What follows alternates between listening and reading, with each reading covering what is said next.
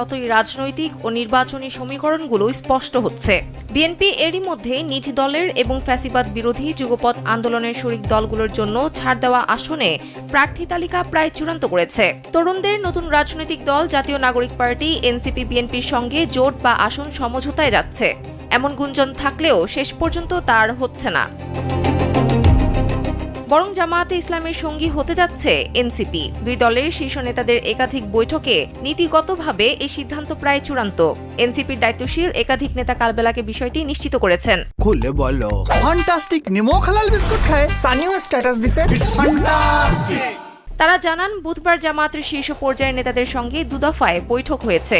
সভাগুলো থেকে জোটের বিষয়ে আলোচনা হলেও তা এড়িয়ে শুধু আসন সমঝোতার বিষয়টিতে নীতিগতভাবে একমত হয়েছেন দুই দলের নেতারা। সংস্কার বিচার সহ বেশ কিছু মৌলিক ইস্যুতে একমত হয়েছেন তারা। আসন সমঝোতা হলে এনসিপিকে কত আসন ছাড়তে হবে তা নিয়েও আলোচনা হয়েছে। বৈঠক সূত্র বলছে, এনসিপি অন্তত 50টি আসনের নিশ্চয়তা চায়, তবে জামায়াতে ইসলামী 30টি আসন দেওয়ার আলোচনা করেছে। বৈঠকে আসন সমঝোতার বিষয়টি চূড়ান্ত না হলেও 30 থেকে 50টি আসন এনসিপিকে ছাড়ার ইঙ্গিত পাওয়া গেছে।